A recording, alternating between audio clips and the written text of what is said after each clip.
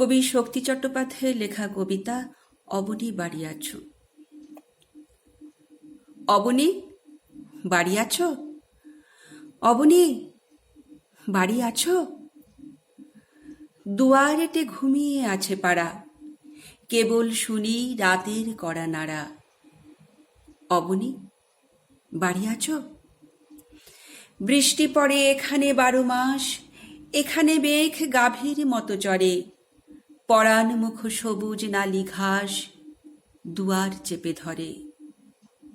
অবনী বাড়ি আছো?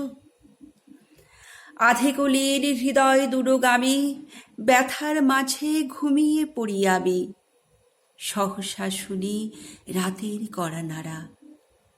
অবনী বাড়ি আছো? অবনী বাড়ি আছো? অবনী বাড়ি আছো?